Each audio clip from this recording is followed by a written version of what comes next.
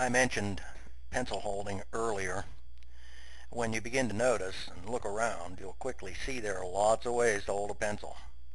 Some people pinch and squeeze so hard that their pointer finger gets bent backwards. Sometimes it's two fingers on top getting bent backwards. That's all because the thumb is too close to the point.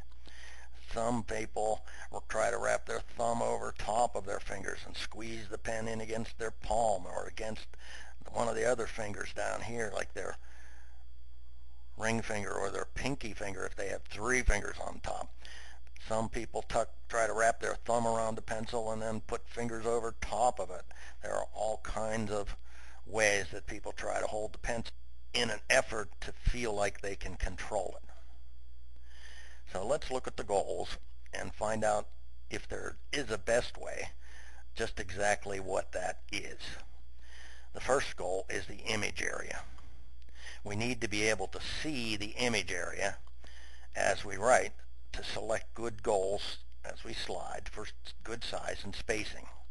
That means that we need to hold our fingers back away from the point far enough that the pencil can reach up into the image area so that we can choose, that we can look ahead to good goals for size and spacing.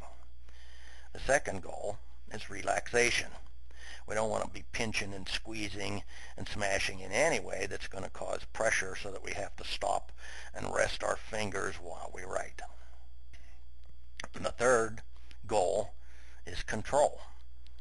And that's really the issue. Let's look at relaxation.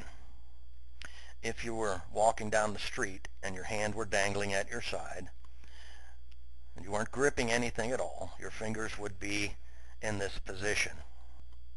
Well, if I just slide my pencil into that position, you'll notice that I've got one finger on top, my pointer finger. The pencil's resting against the side of my middle finger, right at about the tip, the edge, the top edge of the fingernail.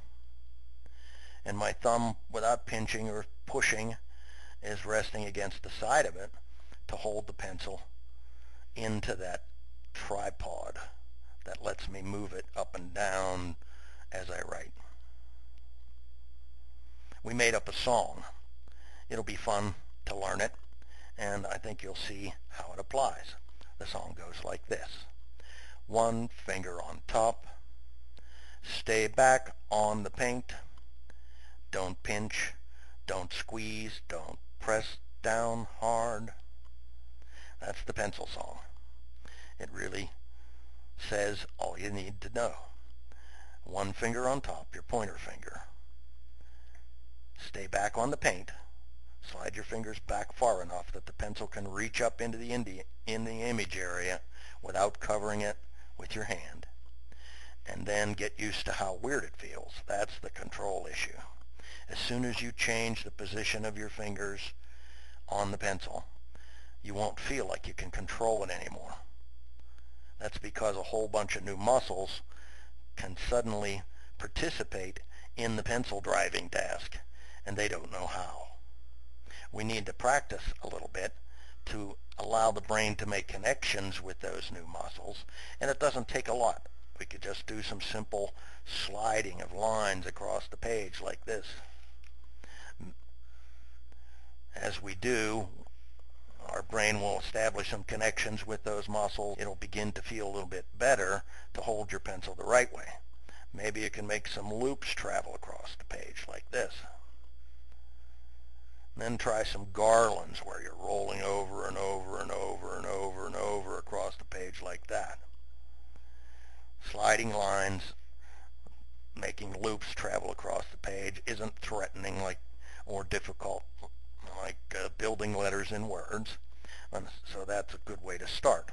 And if you continue to practice the good grip as you work on letters and words, you'll soon get used to and develop good control of the pencil in this new grip.